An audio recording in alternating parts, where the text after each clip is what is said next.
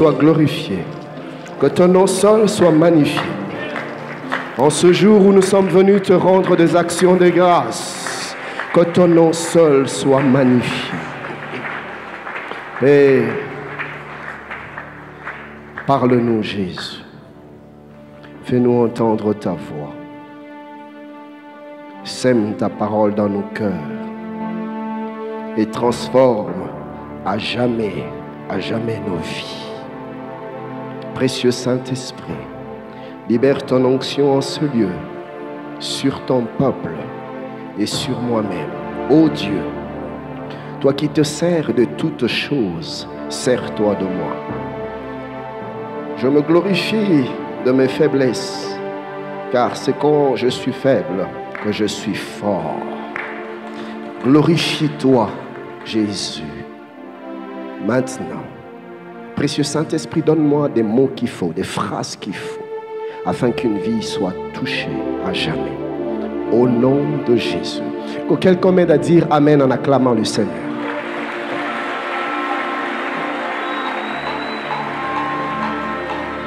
Shalom Église. Shalom, shalom.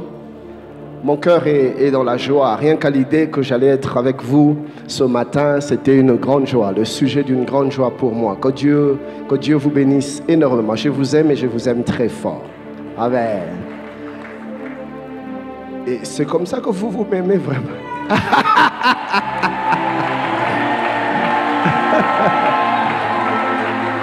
Gloire à Dieu. Gloire à Dieu. Je voudrais dire un grand merci à l'ange de cette église, celui que Dieu a établi comme père et prêtre dans ce lieu, le pasteur Timothée, qui est pour moi un homme pour qui j'ai beaucoup de déférence, beaucoup de respect, beaucoup de considération, non seulement à cause de son caractère, mais à cause de son sérieux dans l'œuvre de Dieu, de sa constance dans sa marche, à cause de son engagement et de son zèle pour l'œuvre de Dieu. Oui, oui. Et quand je vois le travail qu'il est en train d'abattre ici, je me dis que c'est l'homme qu'il nous fallait. Dieu soit béni de nous avoir donné toi. Tu es pour nous une bénédiction. Et avec lui, sa chère épouse qui est une fille pour moi, je n'avais pas de programme de Lubumbashi, mais quand j'ai appris que ça allait être la reconnaissance de son ministère, j'ai dit à son mari, je viendrai faire ça moi-même. Vous ne pouvez pas comprendre, mais c'est vraiment une fille et je suis fier de toi. Quand je te vois là, je bénis le Seigneur. Quand je te suis quelquefois, tes interventions ici, je bénis Dieu. Alléluia. Gloire à Dieu. Et je voudrais honorer aussi un homme qui est pour moi mon frère, pas spirituel et biologique. Hein? Benjamin, il va se lever, Benjamin Samba. Merci beaucoup d'être là.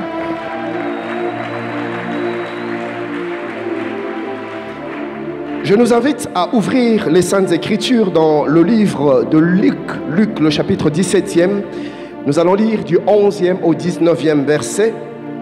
Et puis, nous allons toujours rester dans le livre de Luc, mais cette fois-là, nous allons remonter au chapitre 7e et nous lirons du 36e au 46e verset. Je commence par Luc 17, 11 à 19. Jésus se rendant à Jérusalem, passait entre la Samarie et la Galilée.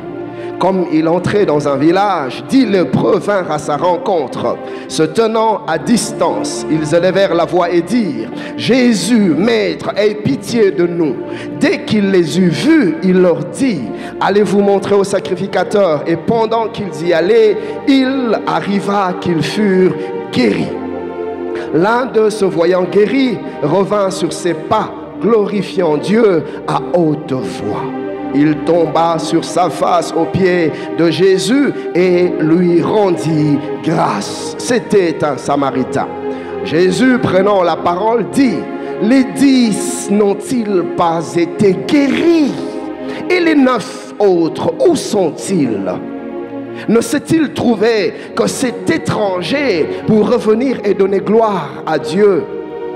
Puis il lui dit: lève-toi, va, ta foi t'a sauvé.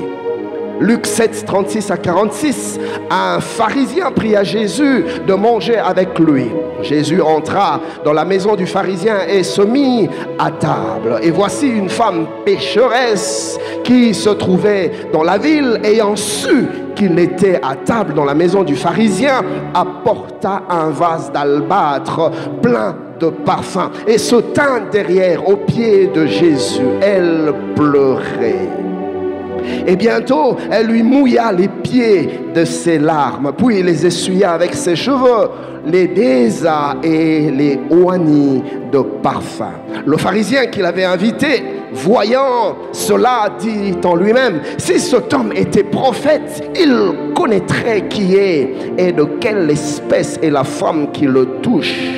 Il connaîtrait que c'est une pécheresse. Jésus prit la parole et lui dit: Simon, j'ai quelque chose à te dire. Maître, parle, répondit-il. Un créancier avait 2 débiteurs. L'un devait 500 deniers et l'autre 50. Comme il n'avait pas de quoi payer, il leur remit à tous 2 leurs dettes. Lequel l'aimera le plus? Simon répondit: celui, je pense, auquel il a le plus remis. Jésus lui dit: tu as bien jugé. Puis se tournant vers la femme, il dit à Simon: vois-tu cette femme? Je suis entré dans ta maison et tu ne m'as point donné d'eau pour laver mes pieds, mais elle les a mouillés de ses larmes et les a essuyés avec ses cheveux. Tu ne m'as point donné de baiser, mais elle, depuis que je suis entré, elle n'a point cessé de me baiser les pieds. Tu n'as point versé d'huile sur ma tête, mais elle a versé du parfum sur mes pieds. Que quelqu'un m'aide à dire Amen. Voyez-vous, chers bien-aimés, ces 2 merveilleux textes nous révèlent 2 choses qui sont assez particulières pour Dieu, pour notre Seigneur. 2 choses que Dieu tient à cœur. 2 choses que le Seigneur demande. 2 choses que nous devons à Dieu. 2 choses qui lui sont dues. Et c'est de là, du reste, que je tire mon thème de ce matin. Notez 2 choses que Dieu réclame. 2 choses que Dieu réclame. Et vous allez vous rendre compte, quand on sera en train d'avancer, que ces 2 choses constituent des éléments caractéristiques des actions de grâce ou de l'action de grâce. Quand on dit je rends grâce à Dieu, on fait appel inévitablement à ces 2 choses. À moins que ton action de grâce ne soit pas authentique. Mais quand c'est authentique et quand c'est le genre d'action de grâce que Dieu agrée, inévitablement on trouve ces 2 éléments. Ces 2 éléments sont essentiels, sont fondamentaux, sont capitaux dans l'action de grâce. Dieu réclame ces 2 choses. Et laissez-moi vous dire que Dieu exige cela. Du reste, si vous regardez le verbe réclamer, vous allez vous rendre compte que réclamer, c'est tout simplement le fait d'exiger une chose à laquelle on tient. Je tiens à la chose, je la veux, j'exige cela, je réclame cela. Réclamer, c'est aussi le fait de demander avec insistance. Puisque j'y tiens, j'insiste, je persiste, je veux avoir la chose. On demande avec insistance une chose à laquelle on a droit. Ainsi, il y a ces 2 choses que Dieu réclame, mais il ne les réclame pas non plus à n'importe qui. Il les réclame à ceux qui sont en alliance avec lui. Il les réclame à ceux qui lui appartiennent, comme toi et moi ce matin. La Bible dit dans Colossiens 1,16, Colossiens 1,16, car en lui ont été créés toutes les choses qui sont dans les cieux et sur la terre, les visibles et les invisibles, trône, dignité, domination, autorité, tout a été créé par lui et pour lui. Tout ce qui existe, tout ce que nous voyons ont été créés par Dieu. Ce texte de Colossiens plutôt 1,16 nous révèle 2 grandes vérités que je voudrais effleurer avant d'avancer. La première est la suivante. Dieu est le créateur et la source de toutes choses, sans exception aucune. Tout ce qui existe, tout ce que nous voyons, que ce soit les choses visibles, des choses invisibles, des choses palpables ou même des choses immatérielles, tout ce qui existe par Dieu. L'existence tire sa source de Dieu. La deuxième vérité, c'est que Dieu a tout créé pour lui-même, pour son propre compte. Autrement dit, pour sa propre gloire. Tout ce qui existe, le vent existe pour la gloire de Dieu, l'eau existe pour la gloire de Dieu, la terre existe pour la gloire de Dieu, les cheveux de ta tête existent pour la gloire de Dieu, tes dents existent pour la gloire de Dieu, tes lèvres existent pour la gloire de Dieu. Bien-aimé, tout ce que tu as, tout ce que tu es, tout existe pour la gloire de Dieu. Les animaux dans la forêt existent pour la gloire de Dieu. La flore existe pour la gloire de Dieu. Tout existe pour la gloire de Dieu. Et nous devons savoir que Dieu, le Créateur, désire trouver, tirer sa gloire, trouver, tirer son compte dans toutes ces choses. Dans tout ce que tu es, dans tout ce que tu fais, cher bien-aimé, Dieu attend de tirer sa gloire. Dieu attend de se retrouver dans tout ce que tu détiens, dans tout ce que tu possèdes, dans ton travail, dans ta carrière, dans ton ministère, dans ta famille, dans tes enfants, dans tout ce que tu es, dans tout ce que tu fais. Dieu attend de tirer gloire. Dieu veut se retrouver dans toutes choses. Il veut tirer gloire en toutes choses. Il veut tirer gloire en toutes circonstances. Il veut tirer gloire en tout temps. Il veut tirer gloire en tout lieu. Et j'aimerais vous parler ce matin donc de ces deux choses que Dieu non seulement attend de ceux qui lui appartiennent, mais il les exige, il les réclame, il les demande avec insistance. À chaque fois qu'on ne les lui accorde pas, ou même à chaque fois qu'on les lui accorde, mais de manière partielle, Dieu l'exige de manière totale. Et ces choses attendues et réclamées par Dieu peuvent être de diverses natures, voulais-je dire. Ces choses peuvent être des choses que Dieu réclame, peuvent être des attitudes que Dieu attend de toi, que Dieu attend de moi. Ces choses que Dieu réclame peuvent être des choses à faire, quelque chose que Dieu veut que tu fasses, un acte que Dieu veut que tu accomplisses. Ces choses que Dieu réclame, ça peut être quelque chose que Dieu veut que tu lui cèdes, que Dieu veut que tu lui donnes. Ces choses que Dieu réclame peuvent être une certaine manière de faire les choses, une certaine manière de procéder, une certaine manière de s'exprimer.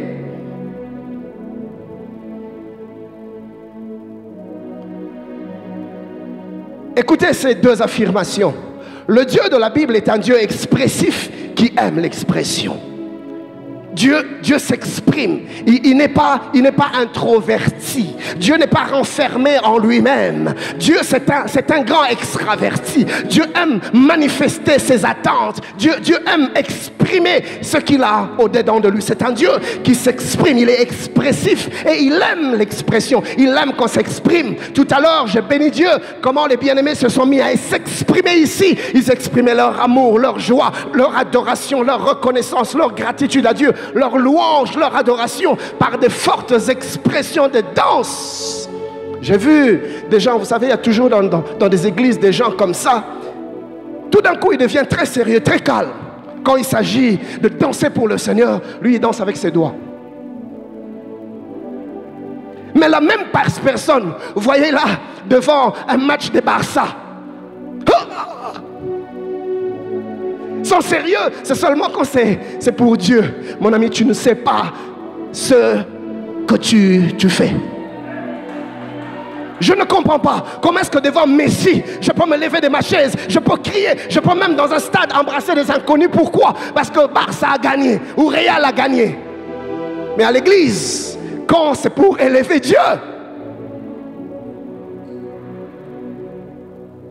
Dieu aime l'expression, alléluia. Dieu aime qu'on exprime ce que l'on ressent pour lui, parce que lui-même est de nature expressive. Et par là, nous voulons tout simplement dire que notre Dieu ne cache pas ses désirs, il les manifeste, il les exprime. Dieu ne cache pas ses sentiments. Quand Dieu aime, il dit « j'aime ». Quand Dieu est en colère, il dit « je suis en colère ». Quand Dieu est jaloux, il dit « je suis jaloux ». Dieu exprime ses désirs, il les manifeste. Notre Dieu attend de ce fait que l'homme également s'exprime. Et vous voyez, chers bien-aimés, Dieu ne veut pas que nous puissions, ou il n'attend pas que nous puissions deviner ses attentes. Non, un peu comme ça se passe dans des couples. Des fois, il y a des tiraillements dans des couples. Pourquoi? Parce que la femme attend des choses de son mari, mais son mari ne fait rien. Et elle boude, elle murmure, et elle crie, elle parle. Ou l'inverse aussi est possible. L'homme attend que la femme ait une certaine attitude, ou qu'elle fasse ci, ou qu'elle fasse ça. Mais puisque la femme ne fait pas, alors il boude, il crie, il tape sur la table, il manifeste sa colère. Pourquoi? Parce que cette femme ne fait pas ce que je veux. Parce que cet homme n'arrive pas à satisfaire mon cœur. Mais très souvent la question c'est: est-ce que tu lui as dit ce que tu attends de lui?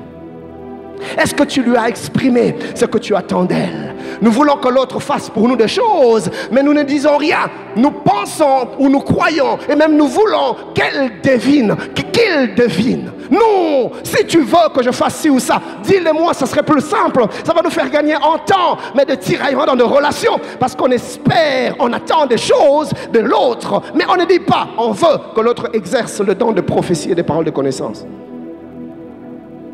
Et c'est comme ça qu'il y a des problèmes dans le couple.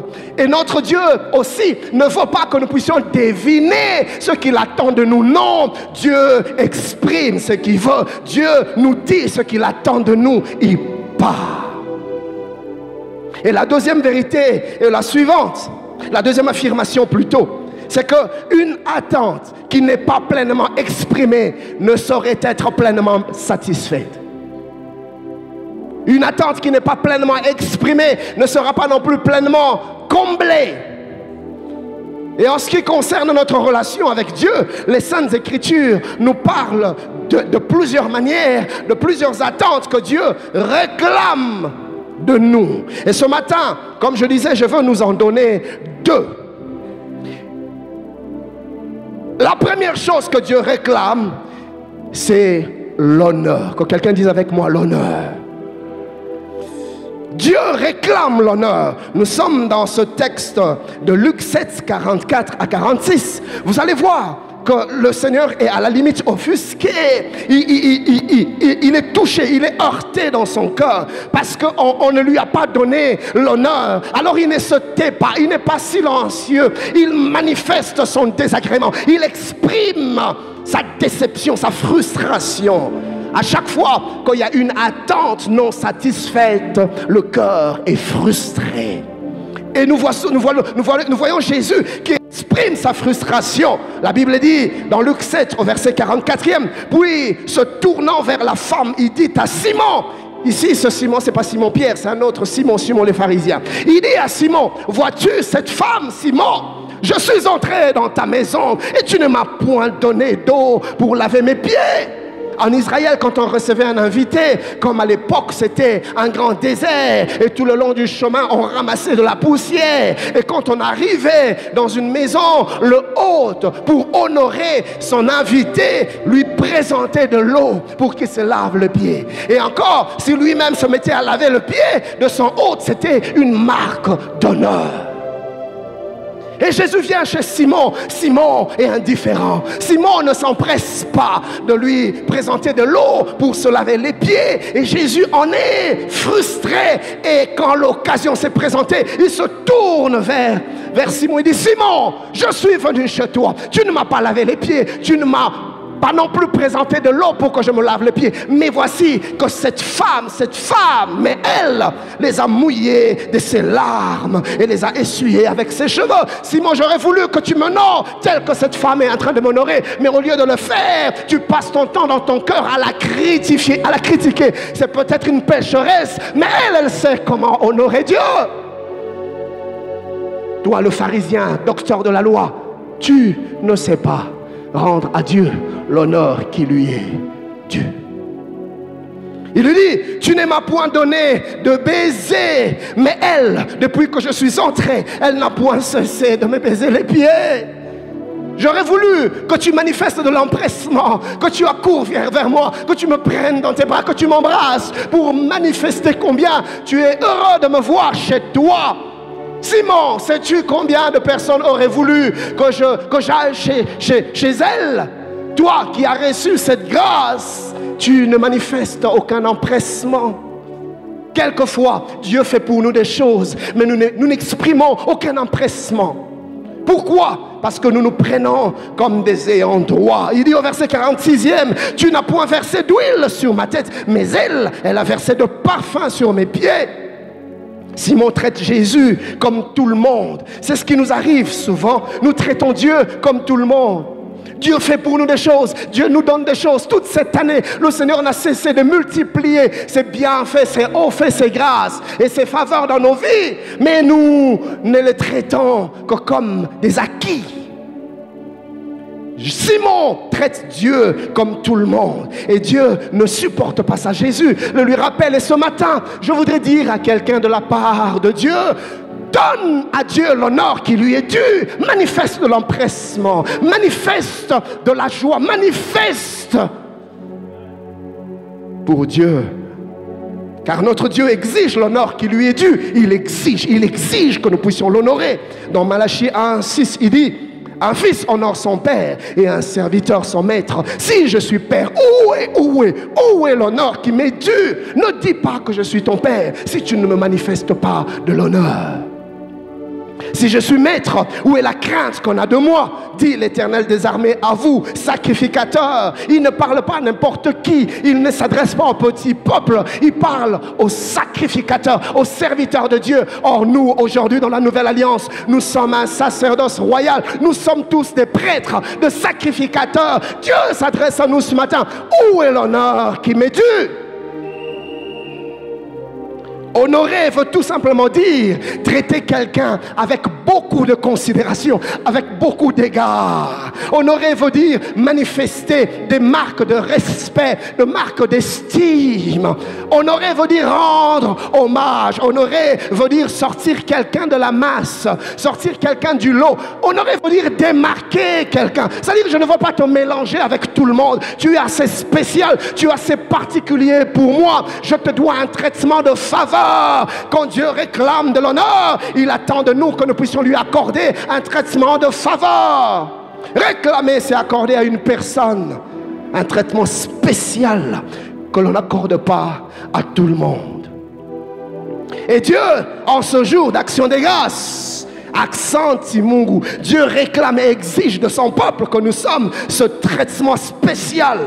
Quand Dieu réclame l'honneur, il veut dire 4 choses. Premièrement, Dieu veut nous dire: placez-moi là où vous ne placez personne d'autre. Donnez-moi la place que vous ne donnez pas à tout le monde. Réserve-moi une place de choix, une place spéciale, une place particulière, rien qu'à moi et à moi tout seul. Les genres de places que tu ne donnerais à personne d'autre que moi. Dieu exige de toi cette place que tu ne donnerais à personne d'autre. La place de choix dans ton corps, la place de choix dans ta vie, la place de choix dans tes entreprises, la place de choix dans tes activités, la place de choix dans tes décisions, la place de choix dans ta demeure, dans ta maison, la place de choix dans ton travail, dans tout ce que tu es, dans tout ce que tu fais. Dieu réclame la place de choix. Deuxièmement, Dieu, en nous demandant de l'honneur, veut que nous puissions faire pour lui des choses que nous ne faisons pour personne d'autre. Troisièmement, Dieu demande que nous puissions lui donner ce que nous ne donnerons à personne. Nous ne donnerions à personne d'autre. Dans la Bible, on voit des marques d'honneur comme ça, assez particulières à l'égard de Dieu. Les scribes, par exemple, à cause de l'honneur qu'ils devaient à Yahweh, même quand ils devaient transcrire les Saintes Écritures, ils n'utilisaient pas le même stylo quand ils arrivaient à écrire le nom de Dieu. Il y avait toujours un stylo spécial. Ils se mettaient à écrire les textes sacrés, mais quand il s'agissait de Yahweh, ils changeaient de stylo.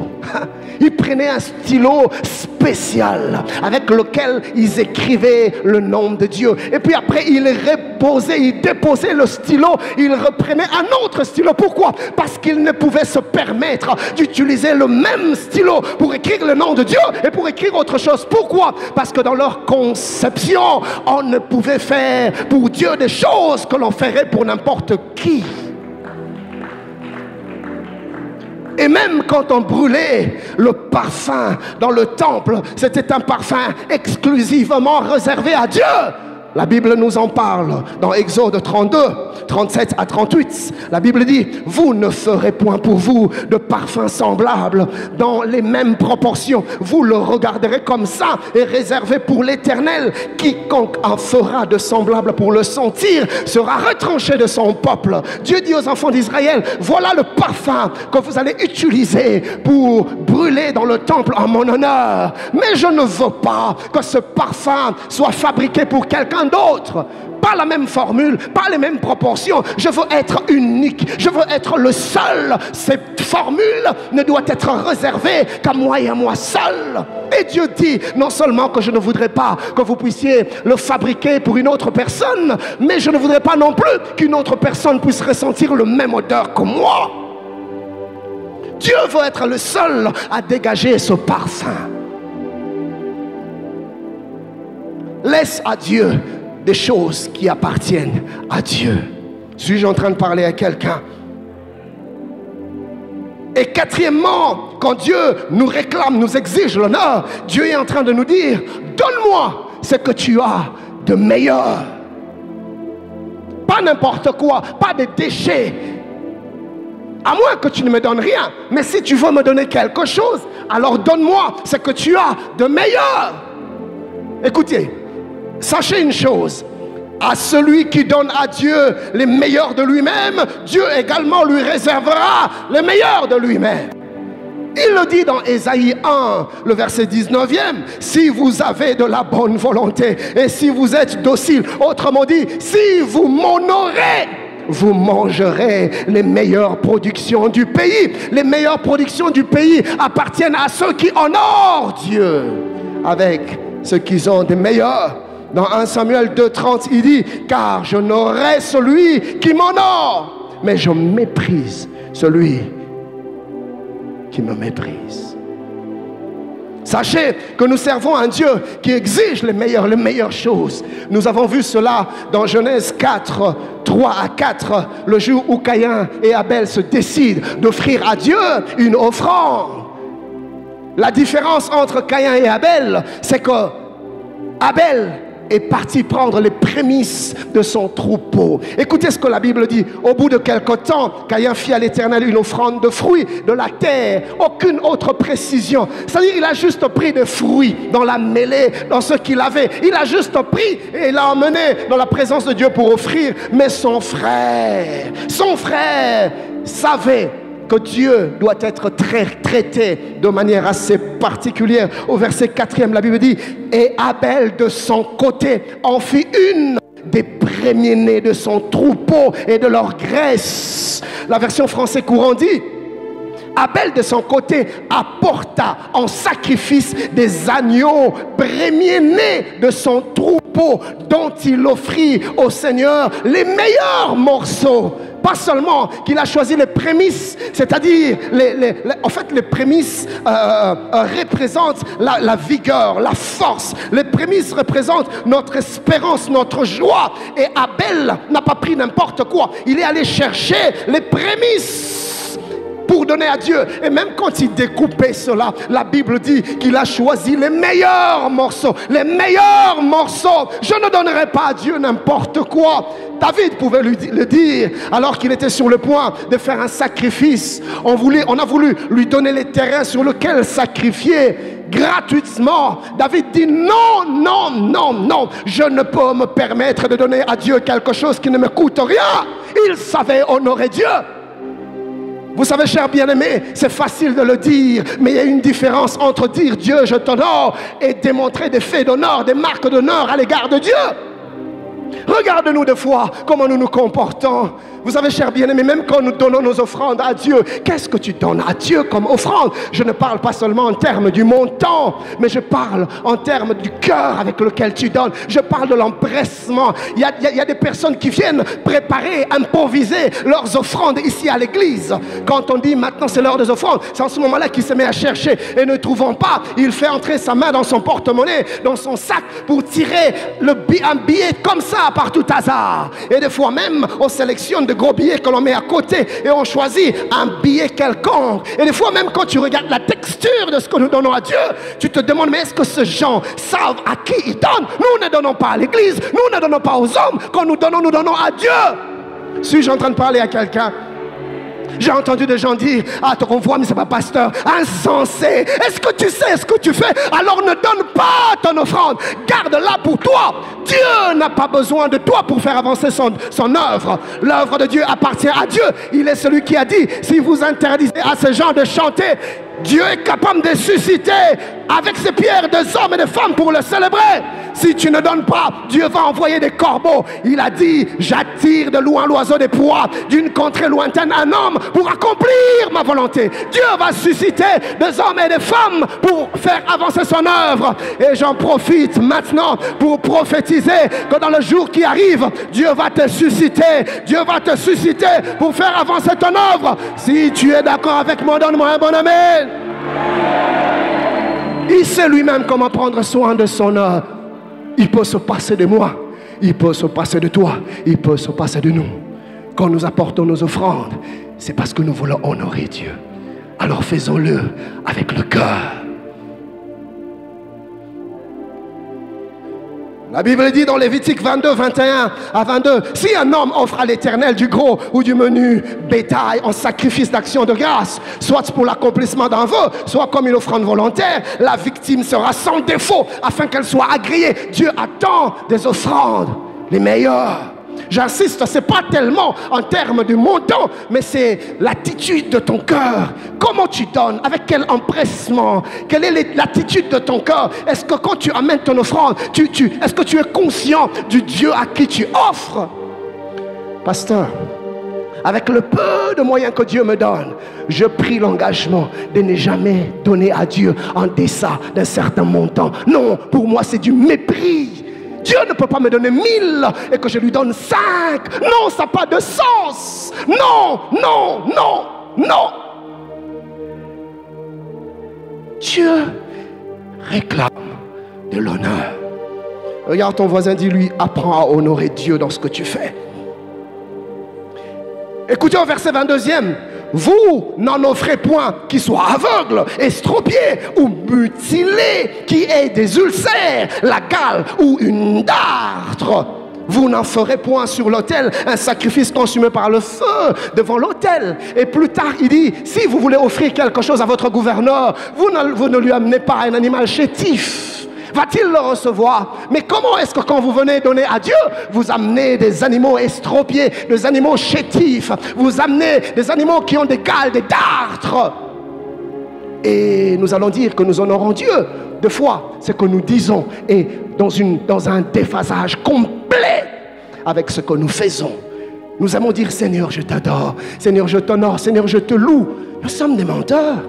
Nous sommes des menteurs, nous sommes que des hypocrites. Nous disons autre chose, mais dans les faits, nous faisons le contraire de ce que nous disons.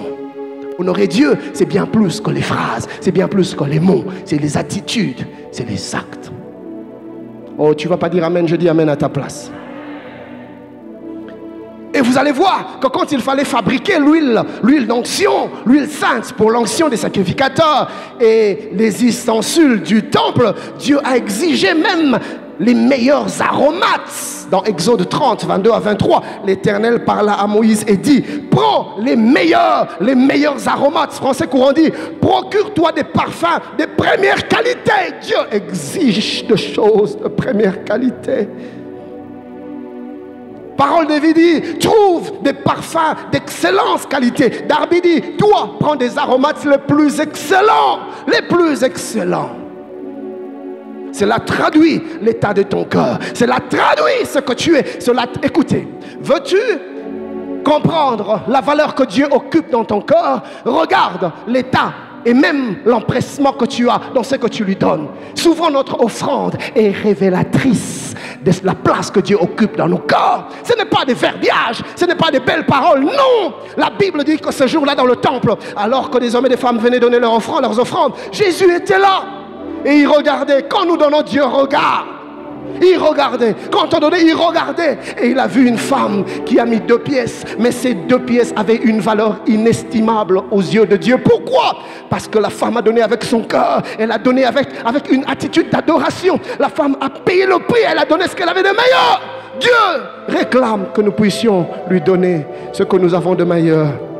Pasteur Ken, es-tu en train de dire que nous devons nous ruiner pour tout donner à Dieu? Loin de là, le tout, c'est dans l'attitude de cœur. C'est dans l'empressement. Quelqu'un parmi vous veut-il honorer Dieu? Alors, qu'il lui donne les meilleurs, pas les déchets. Si tu veux servir Dieu comme ces récipiendaires que nous allons reconnaître, les ministères seront reconnus tout à l'heure. Chers bien-aimés, donnez à Dieu un service de qualité. Donnez à Dieu quelque chose de sacré dans votre marche, dans votre... Servez Dieu avec passion, servez Dieu avec empressement, servez Dieu avec zèle, servez Dieu avec puissance. J'ai dit à Dieu grâce, Seigneur, je ne me permettrai pas de te servir dans la léthargie, dans la légèreté, dans la lassitude. Non, ou soit je te sers, ou soit je ne te sers pas. Si je dois servir Dieu, je ne le servirai pas dans la médiocrité, non. Je donnerai mon cœur, je donnerai mon zèle, je donnerai ma passion. Servez Dieu avec zèle et passion. Il mérite les meilleurs. Suis-je en train de parler à quelqu'un ce matin? Pasteur Ken, j'ai une question ce matin. Comment puis-je honorer Dieu en pratique? Premièrement, honorer Dieu, c'est se soumettre à sa parole. Oui, l'honneur dû à Dieu se manifeste premièrement par la soumission à sa parole. Je ne peux pas dire que j'honore Dieu en vivant dans une vie de licence, dans une vie de rébellion, dans une vie de permissivité, dans une vie d'impureté, dans une vie de confusion, dans une vie d'hypocrisie. Non, servir Dieu, c'est craindre Dieu. Honorer Dieu plutôt, c'est craindre Dieu. Il dit, si je suis père, où est l'honneur qui m'est dû? Si je suis serviteur, où est la crainte qui m'est due? Arrêtons de dire que nous honorons Dieu si nous vivons dans la confusion. Nous avons des 2 faces aujourd'hui à l'église. Malheureusement, c'est des frères et sœurs qui crient, qui chantent et qui dansent. Mais quand vous les voyez en dehors des 4 murs de nos églises, on a de la peine à faire la corrélation entre ceux qui viennent à l'église, qui lèvent leurs mains, qui chantent et qui adorent, et ceux qui vivent à la cité, dans la corruption, dans le mensonge, dans l'impureté, dans la pornographie, dans l'impudicité, dans l'adultère, dans toutes ces choses. Dieu dit, si tu veux m'honorer, commence par te soumettre à ma volonté. Crains-moi. Crains-moi d'abord. Ne dis pas que tu honores Dieu si tu n'honores pas sa parole, si tu ne te soumets pas à sa parole. Jésus a dit dans Jean 14, 15 plutôt, si vous m'aimez, gardez mes commandements. Il n'y a pas de meilleure manière d'honorer Dieu que de se soumettre à sa parole. La deuxième manière d'honorer Dieu est la suivante. S'impliquer dans son œuvre, s'investir dans son œuvre. Si tu me dis d'honorer, que tu honores Dieu, je te verrai t'investir dans l'avancement de l'œuvre de Dieu. Il y a des gens qui ne viennent qu'à l'église, ils ne font rien pour le royaume, ils ne font rien pour l'œuvre de Dieu. Aujourd'hui, malheureusement, nous sommes une génération qui aime s'asseoir à la table de Dieu et nous délecter de mets de Dieu. Mais dans le champ missionnaire, dans le champ de bataille, nous sommes absents. Nous, c'est ce que que Seigneur fait pour moi. Seigneur, donne-moi. Seigneur, pense à moi. Seigneur, souviens-toi de moi. Seigneur, ouvre pour moi. Oui, Dieu aime nous bénir. Il aime faire ces choses pour nous. Mais il attend que nous puissions l'honorer en nous investissant dans l'avancement de son œuvre. Des âmes perdues qui ont besoin d'entendre l'évangile. Dieu attend que nous puissions le servir partout où nous sommes, à porter le témoignage de la bonne nouvelle à ceux qui ne le connaissent pas. Dieu attend que nous puissions le servir. Dieu attend que nous puissions le servir. À l'église, je ne sais pas si tu es d'ici ou d'ailleurs, peu importe, mais dans nos églises, il y a tellement de départements, il y a tellement de commissions, la chorale, l'intercession, le protocole, les gens passent. Dieu attend que tu t'investisses quelque part et que tu le serves. Arrête de n'être là que pour prendre de Dieu et ne jamais rien faire pour son royaume. Si tu es fils, alors sache que ton père a des droits et que tu as des obligations. il réclame l'honneur dans l'investissement dans son œuvre. Agé 1, 4 et même le verset 8, Dieu dit: est-ce le temps pour vous d'habiter vos demeures lambrissées, c'est-à-dire vos demeures, vos maisons bien décorées, quand cette maison est détruite? Regardez l'état plutôt de l'œuvre de Dieu. Alors que nous nous enrichissons nous-mêmes, nous nous soignons nous-mêmes, nous nous occupons de nous-mêmes, mais nous oublions l'œuvre de Dieu. Dieu dit: est-ce le temps de vous occuper de vous-même alors que mon œuvre est par terre? Ne me dites pas que vous m'honorez si vous oubliez mon œuvre. Français courant dit: est-il normal que vous habitiez des maisons richement décorées alors que mon temple est en ruine? Le verset 8e, il dit ceci: montez sur la montagne, apportez du bois et bâtissez la maison. Écoutez, écoutez, Dieu dit: j'en aurai de la joie et je serai glorifié, dit l'Éternel. Il y a une manière de réjouir le cœur de Dieu et il réclame cela. Il dit: donnez-moi de la joie, donnez-moi de la joie, glorifiez-moi, pas par vos paroles seulement, pas par vos danses seulement, pas par vos cris seulement, mais montez à la montagne, apportez du bois et construisez mon temple, bâtissez ma maison, j'en aurai de la joie. Le Seigneur est en train de nous exprimer son cœur. On a comme l'impression que Dieu ressent de la tristesse et il réclame de la joie. Il dit à son peuple: donnez-moi de la joie, donnez-moi. Y a-t-il quelqu'un qui va me donner un peu de joie? Y a-t-il quelqu'un qui va me rendre la gloire qui m'est due? Qu'il monte à la montagne avec du bois et qu'il me bâtisse ma maison. Nous ne pouvons rester indifférents quand la maison de Dieu est dans un certain état et dire que nous honorons Dieu. David, à cause de la place qu'il donnait à Dieu, à cause de l'honneur qu'il donnait à Dieu, il a refusé, lui, d'habiter dans une maison bien décorée, dans une maison somptueuse, alors que l'arche était dans une tente. Il a dit: niet, je bâtirai à l'Éternel un temple. La troisième manière d'honorer Dieu, c'est de le faire avec nos biens. Oui, avec nos biens. La Bible dit dans Proverbe 3, 9 à 10. Je vais lire la version français courant. Proverbe 3, 9 à 10. Honore le Seigneur en lui offrant une part de tes revenus. Donne-lui le meilleur de tes récoltes. Dieu dit: une part de ce que tu as, une part de tes revenus, amène-le-moi, ainsi j'en serai honoré. J'ai entendu, je l'ai déjà dit, quelqu'un dira: ah, pasteur mon ami, nous n'avons que faire de votre argent, Dieu prend soin. Écoutez, pasteur Timothée, à l'église, je leur dis: écoute, si c'est seulement le genre de cœur que tu as, n'ose même pas venir ici. Tu es en train de te rendre un mauvais service. Tu méprises l'Éternel. Tu ne me donnes pas, tu donnes à Dieu.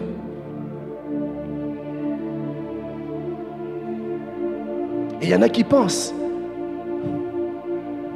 La Bible dit, au verset 10e, alors tes greniers seront remplis de blé et tes tonneaux déborderont de vin. Si tu m'honores par tes biens, moi, je ferai déborder tes greniers.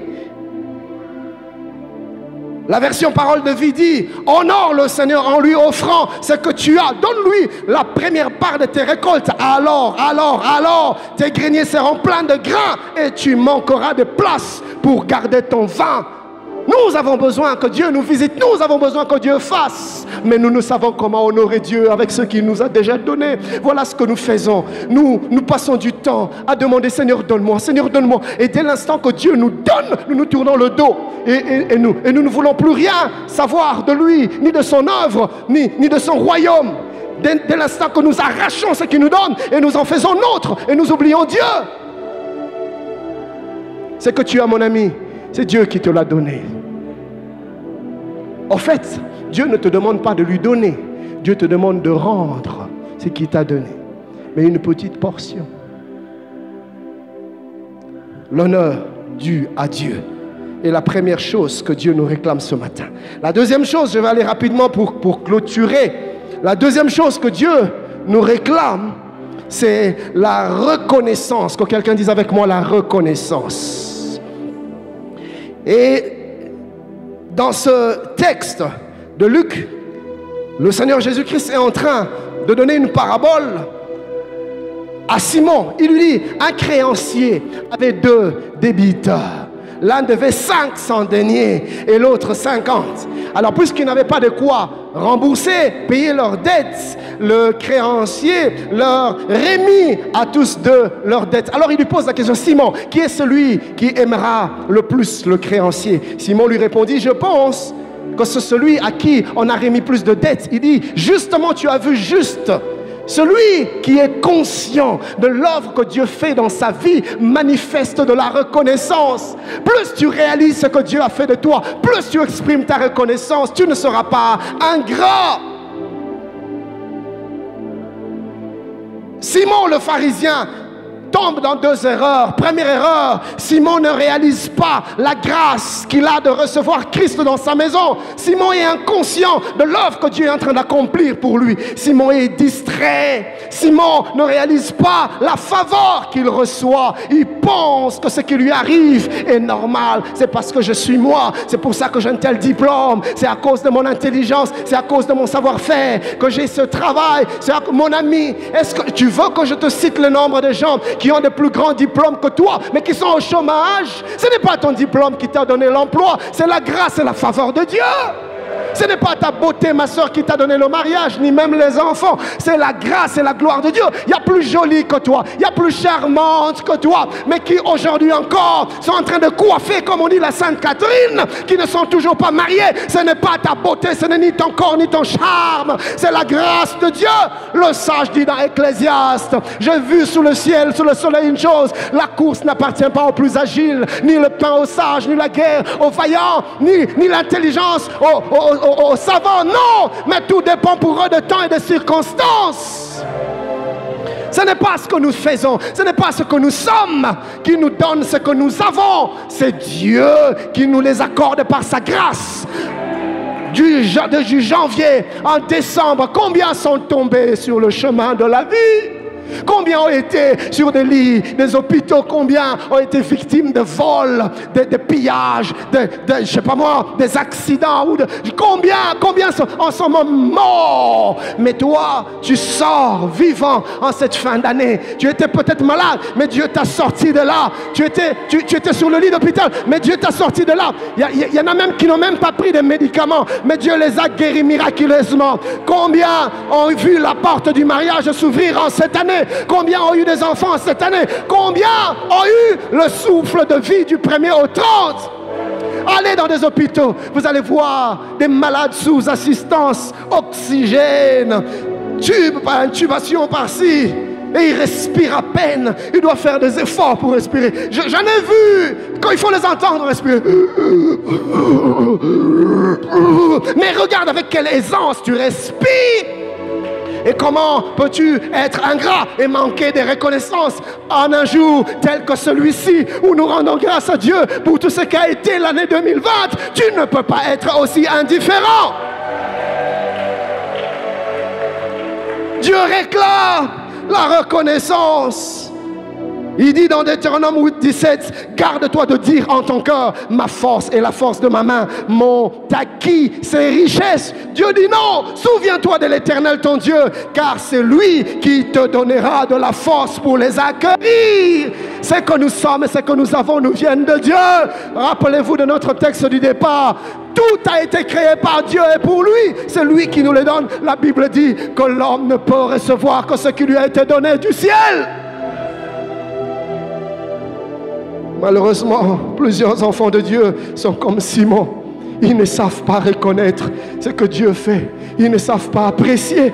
Dieu t'a donné une femme, tu ne sais pas l'apprécier. Matin, midi, soir, tu la bombardes de remarques, tu la méprises, tu la minimises. Tu ne prends pas un seul instant pour apprécier la merveilleuse créature que Dieu t'a donnée. Pourquoi? Parce que toi, tu ne vois que ses défauts. Parce que mais comment est-ce que tu ne peux te focaliser que sur ses défauts? C'est comme ça même, d'ailleurs, pourquoi tu as du mal à être reconnaissant à Dieu, à danser pour Dieu, car tu oublies très vite tout ce que Dieu fait pour toi. Tu ne te focalises que ce que tu n'as pas encore. Hey,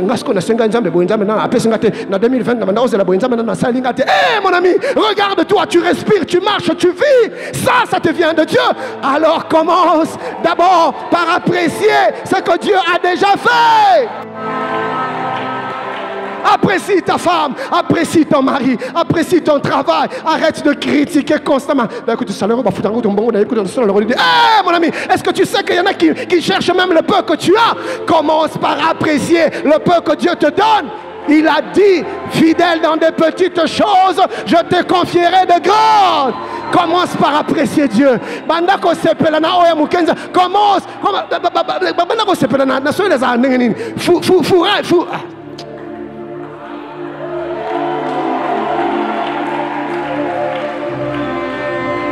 Regarde autour de toi et tu trouveras des raisons pour glorifier Dieu. La Bible dit, compte les bienfaits de Dieu. Alléluia!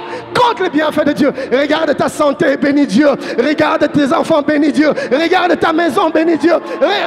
Regarde autour de toi. Tu trouveras mille et une raisons pour rendre grâce à Dieu. Est-ce que quelqu'un peut m'aider à célébrer Dieu?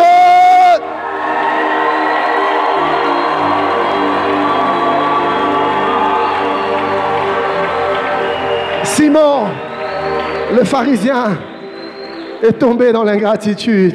Or, là où il y a l'ingratitude, il y a un manque de considération. Là où il y a ingratitude, il y a de l'égocentrisme, de l'égoïsme. L'ingratitude te pousse à un manque d'appréciation de ce que Dieu te donne. L'ingratitude traduit ton cœur de profiteur. Tu n'es qu'un profiteur. Tu profites de Dieu. Tu profites de la vie. Mais tu ne reconnais pas la source. Là où il y a l'ingratitude, il y a l'orgueil. Là où il y a l'ingratitude, il y a l'indifférence. Nous devons savoir que Dieu cherche des hommes et des femmes reconnaissants. Ces textes disent lépreux. La Bible nous dit qu'un jour, alors que Jésus passait, 10 lépreux l'ont vu.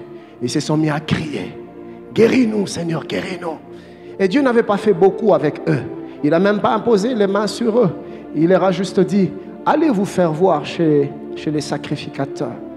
La Bible dit, alors qu'ils étaient en train de partir, ils se sont rendus compte que la guérison touchait leur corps. Et au bout d'un temps, ils étaient complètement et totalement guéris. À l'époque, les lépreux étaient mis en quarantaine, un peu comme ceux qui souffrent de la Covid. Ils étaient mis en quarantaine. Pourquoi? Parce que c'était une maladie qui se guérissait quasiment jamais et qui était contagieuse. Alors on l'éloignait, on les mettait hors de la ville. Ils n'étaient plus en contact avec qui que ce soit. Donc, ni avec leurs conjoints, ni avec leurs enfants, ni avec leurs amis, ni avec leur environnement habituel. Ils étaient complètement déconnectés de la société. Ils vivaient dans la solitude, dans l'isolement. Et je ne sais pas combien d'années ils sont restés dans cet état. Mais les jours où Jésus les a guéris, j'ai essayé de me mettre à leur place. Il y en a qui se sont dit, mon ami, la dernière fois que j'ai vu ma fille, la dernière fois que je touchais ma fille, je ne me rappelle même plus. Mais écoute, mes amis, et dès qu'ils se sont vus guéris, la Bible dit qu'ils sont partis. Je ne suis pas sûr qu'ils sont même arrivés chez les sacrificateurs. Certainement qu'ils se sont empressés pour crier, Nameki, je suis guéri. Où sont mes amis? Ils n'avaient pas le temps de penser à autre chose. Ils se réjouissaient de la bénédiction de Dieu. Mais il y en a un pharisien de surcroît. Il n'était pas un juif. Un pharisien, un étranger. Quand il s'est vu guéri, pensez-vous qu'il n'avait pas de personnes à qui il aurait voulu annoncer la bonne nouvelle? Certainement qu'aussi. Mais il était différent de 9 autres. Il avait ce que l'on appelle la reconnaissance. Il s'est arrêté. Il s'est mis à penser à ce que Dieu venait de faire dans sa vie. Mais pourquoi moi? Jésus aurait pu passer ailleurs. Mais pourquoi il a pris ce chemin? Pourquoi moi? Qu'est-ce que je fais pour mériter ça? Qu'est-ce que je fais pour être ce que je suis?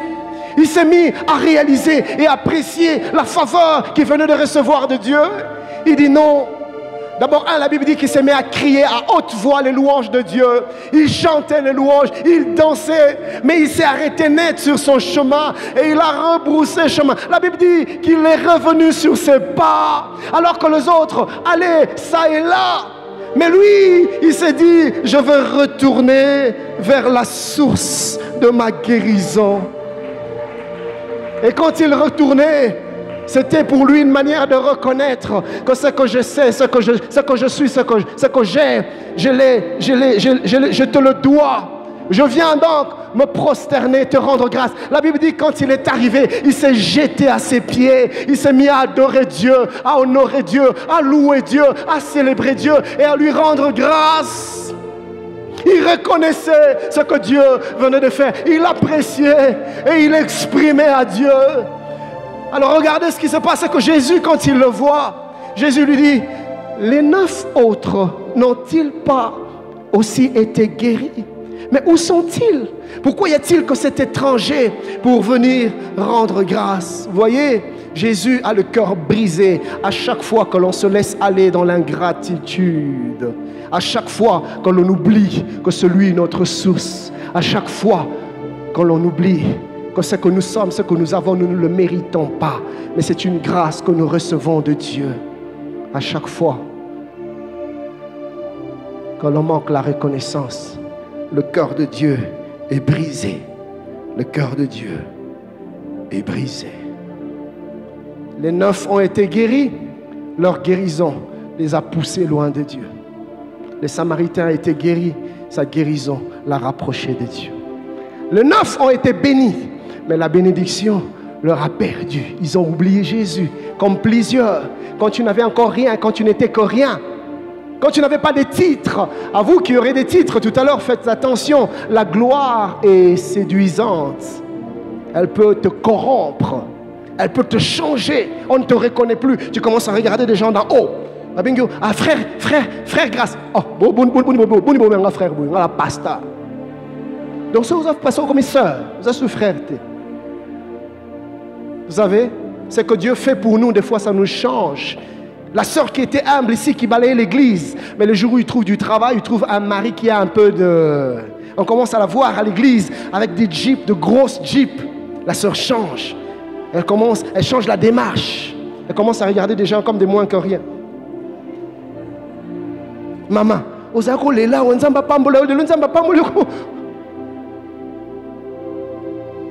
plusieurs, dès que Dieu les visite, ils font comme les 9. Ils disparaissent dans la nature. Ils oublient Dieu. Ils oublient l'œuvre de Dieu. Le pasteur Timothée,